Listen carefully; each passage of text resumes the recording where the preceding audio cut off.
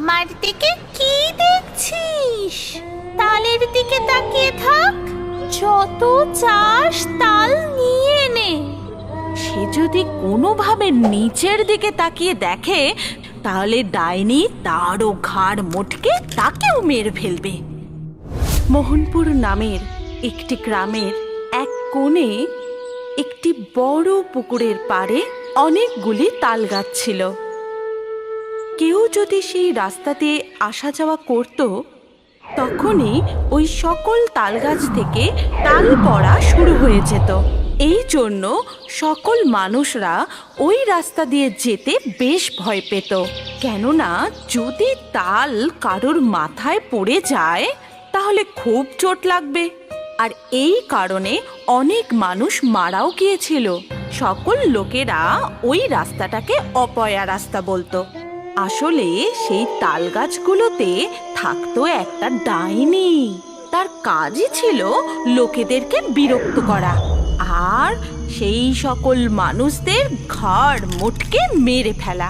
অনেক দিন হয়ে গেছে কেউ এখান থেকে চলাফেরা করে না। এই গাছ থেকে ওই গাছে ঘুরে ঘুরে ক্লান্ত হয়ে গেছি। কোনো মানুষ পেয়ে গেলে তো মজা এসে যেত।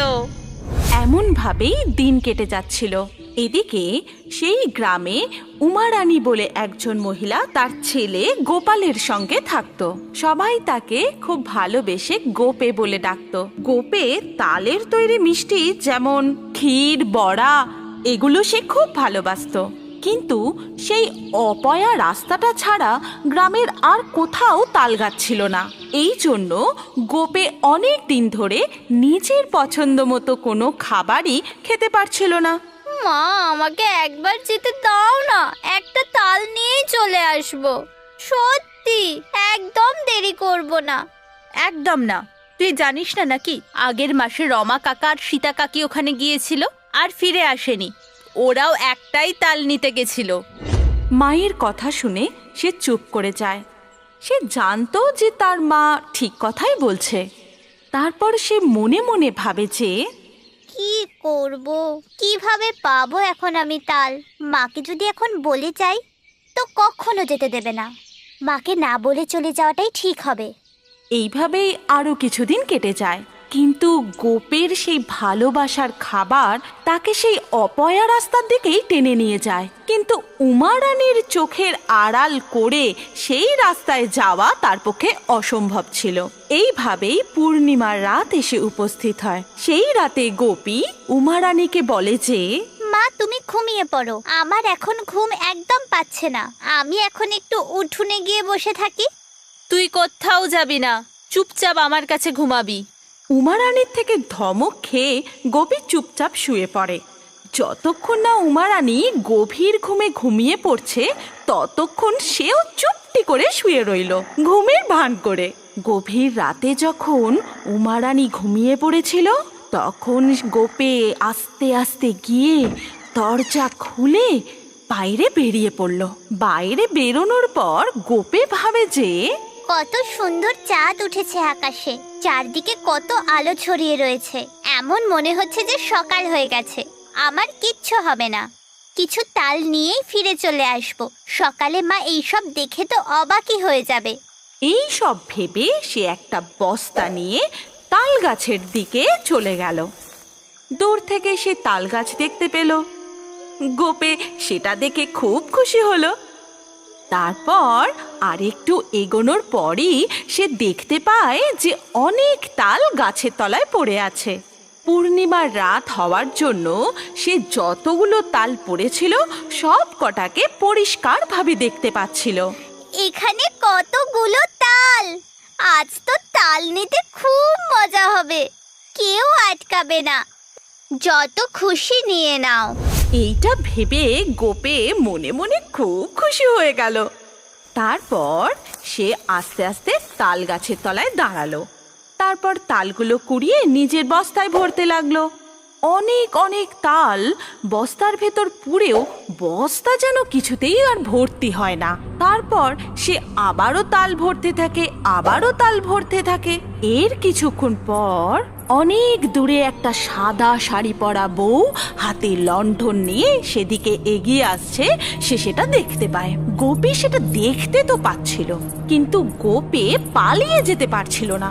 ও এমন তাল কুড়োনোর মোহেতে পড়েছিল, সে নিজেকে আটকাতেই পারছিল না।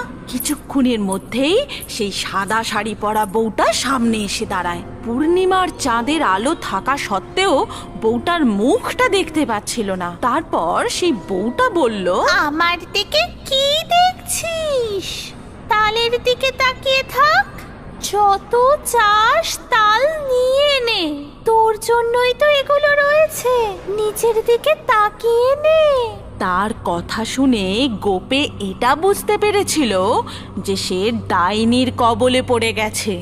সে যদি কোনোভাবে নিচের দিকে তাকিয়ে দেখে, তাহলে ডাইনি তারও ঘাড় মোটকে তাকেও মেরে ফেলবে। এই জন্য সে নিচের দিকে না তাকিয়েই তাল বস্তায় ভরছিল। সবকিছু বুঝতে পেরেও গোপে কিচ্ছু করতে পারছিল না। ঠিক আছে, নিচের দিকে তাকাবি না, তাহলে এই নে। তারপর সেই ডাইনি তালগুলোকে হাওয়াতে উড়িয়ে দিল। এটা দেখেও কিন্তু গোপী ভয় পায়নি। সে ভালো ফুটবল খেলতো, তাই সে ওই তালগুলোকে ফুটবল খেলার মতন করে লাথি মেরে বস্তায় ভরছিল। এটা দেখে ডাইনিও অবাক হয়ে যায়, আর সে খুব রেগেও যায়। এদিকে উমা রানীর ঘুম ভাঙার পরই সে নিজের কাছে গোপেকে দেখতে পেল না। তখন সে খুব চিন্তায় পড়ল। গোটা বাড়ি এবং আশেপাশে খোঁজার পরেও যখন গোপেকে খুঁজে পাওয়া গেল না, তখন সে আরো কিছু লোককে ডেকে নিল, আর গোপের যে এই তাল খাওয়ার একটা লোভ আছে সেটা সবাইকে জানালো। তোমার কথা শুনে তো মনে হয়েছে গোপে ওখানেই গেছে। ভগবানের কৃপায় যেন দেরি না হয়ে যায়।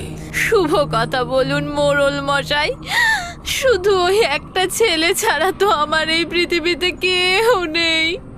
আপনি তো সবই জানেন, যদি ওর কিছু হয়ে যায় তো আমি আর বাঁচতে পারবো না। আরে কথা বলে সময়টা নষ্ট করো না। আরে চলো চলো, ওই অপয়া রাস্তাটার দিকে তাড়াতাড়ি চলো। এই কথা বলে সবাই উমা রানীর সাথে গেল। পূর্ণিমার রাত থাকার জন্য রাত হওয়া সত্ত্বেও সবকিছু দূর থেকেই দেখা যাচ্ছিল। যখন সবাই মিলে তাল গাছের কাছাকাছি পৌঁছলো, দূর থেকেই তারা গোপেকে দেখতে পেল। আরে কি করছে ও?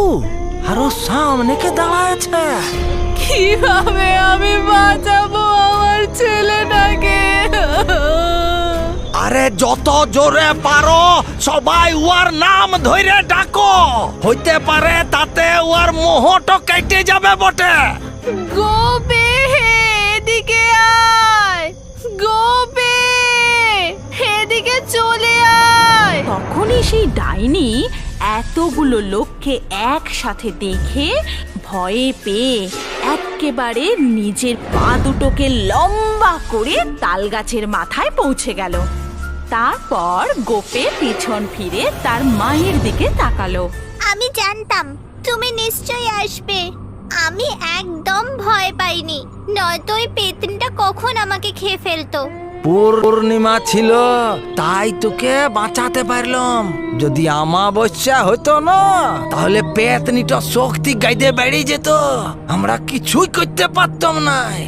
এখন থেকে কখনো তালের জন্য জেদ করব না আমি, মা। তুমি চিন্তা করো না।